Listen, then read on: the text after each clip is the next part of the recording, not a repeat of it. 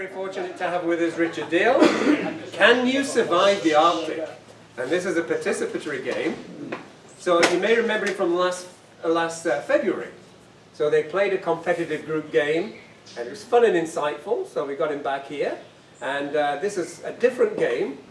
So I think Richard's going to organize us all into teams. So we'll see how it goes. Great. Welcome, Richard. Sorry about the sound. Thank you all for coming. Do you want to introduce him and tell us his qualities? I don't have any bio. He's going to have to swallow his humility and tell us all about himself. Well, I'll give you one, given that for whatever reason the dogs didn't show up today. The talk was confusing. This is the smallest group I've ever spoken to. So one qualification, in the mid-1980s I ran Tony Robbins' program in Hawaii, and I used to speak for 500 people, so this is different. So look at it as the most intimate group you've ever had. So we all have multiple personalities. I thought about The rolling glass is out half some full. hot coals and having a fire walk here, but we're going to do something different. So I've been doing alternative medicine for a very long time, and I practice an unusual type called regulation medicine. And I had thought about giving that talk today, but given both that, I gave 2 intellectual talks in previous years, and then the game. Can you hear me okay? Speak a bit louder. A little louder yet. Maybe I'll come a little closer. Okay.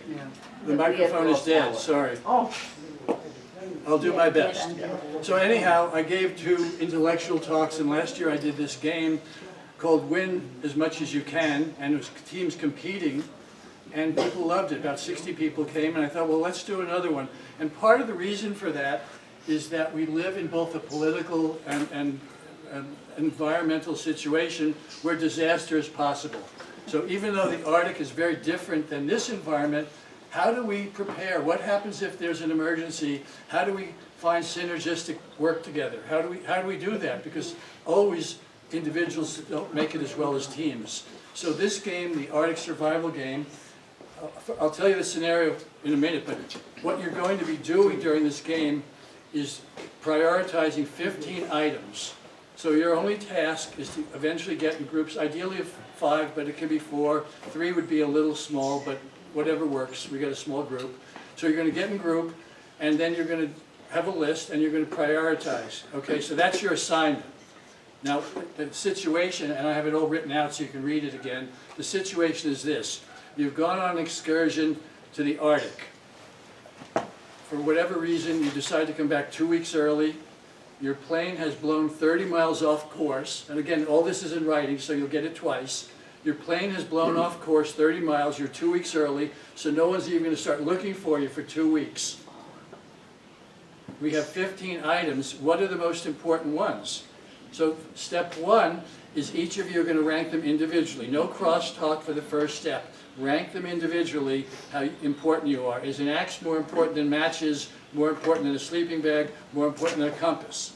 And now in the longer version of this game, the first decision is do you stay or do you walk out? We're going to leave that out. You're going to stay because it's too early in the year and there's streams and you won't be able to cross them until it freezes. Okay, so you're staying together as a group. You're all committed to surviving together.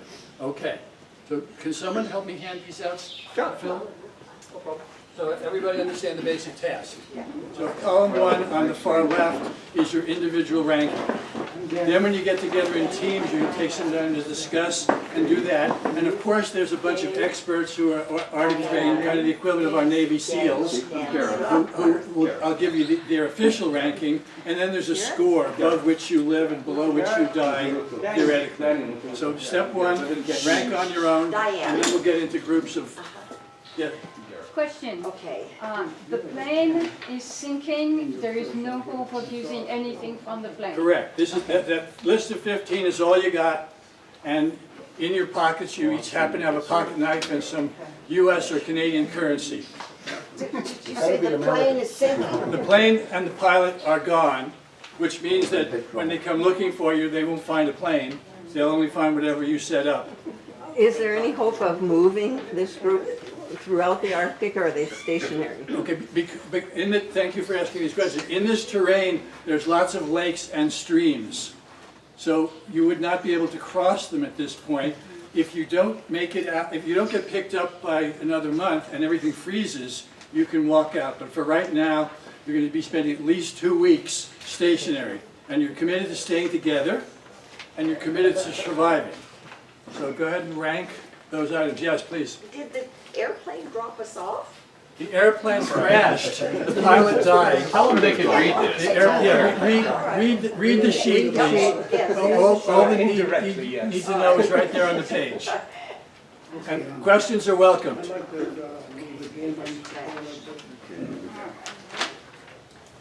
You did say that we're gonna stay put. Yes. We're not gonna venture out. There's too much water that's cold but unfrozen at this point. Oh, okay.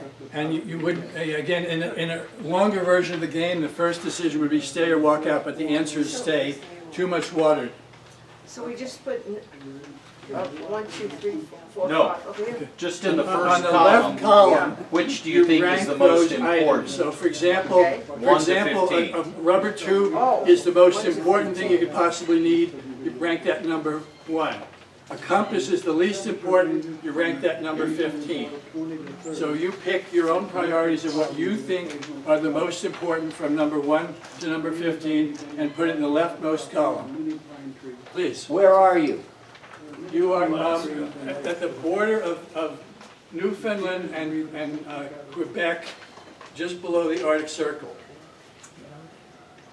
So it's cold and it's going to get colder. So these 15 have to go over here? The first column on the left is where you're going to rank those 15 items.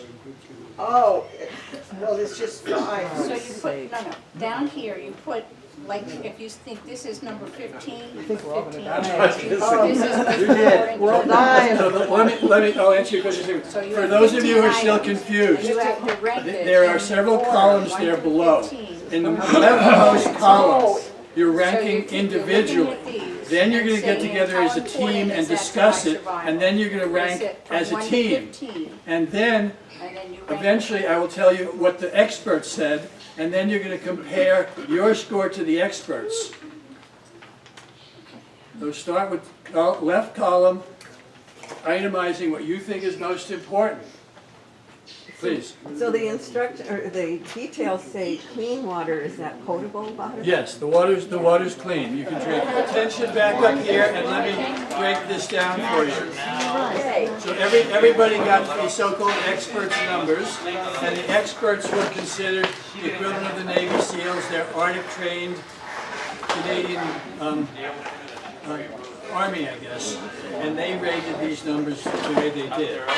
Why, I can't entirely tell you, but I'll read some of the reasons why they think so the canvas was more important than the rope because you could always lay the canvas over you without cutting the things, trees down and building a lean-to or a tent. So canvas could be just laid on top of the snow. The maple syrup was, of course, to gain calories until you were able to go out and either fish, which is why the alarm clock, you could take the string out of the alarm clock and turn it into fish hooks. That was out of And the rope, because it's braided, and make some strings out of it for rope. The snowshoes and the inner tube could be turned into walking to hunt, to making slingshots. If you had a knife. Well, we wrote down the wrong thing. What did the experts say the book was? We wrote down wrong. 14. What was the alarm clock? 12. 12, sorry. Thank you. The razor wasn't so significant since you all had pocket knives, but the mirror, in case a plane flew overhead for signaling. The Bacardi was for wound cleansing mostly, and maybe for stress release secondly. Well, starting a fire. The compass is useless this far north. Yeah, right. Absolutely, you can't read compass that far north. The book on navigation, also unreliable, although it could be used for starting fires, but there's plenty of dry brush around to start fires with. And the purification tablets, of course, were useless because you were... So the reason I chose this game was because in real life, even though the Arctic is very different than here, stuff happens, and how do we work together as teams, as Americans, and less so, but still somewhat as Canadians? We're proud individuals, but teams always do better. So, Whoa. Say that You heard it! again. Say that again. So Americans are assholes and Canadians are great? You said it! You said it! Not me! I'm proud of No, it's being okay, I'm an asshole. ashamed Canadian. It's Okay, so As Americans, we're all hang on, from the because continent of North America. the so- pressure's on. They're going to tear the pressure's tables on. down and break it down. So We're not worthy. Let me finish this up, please. No, let's just go through this. So, winning skills, there's task skills and there's interpersonal skills, which is basically IQ versus EQ or emotional intelligence. Usually emotional intelligence is more important than intelligence. When you go home and rank these, you'll see in column 4 and 5, you're going to rank your discrepancy of you as an individual versus the correct answer and get a number. So if you picked 1 and they picked 15, the discrepancy is 14.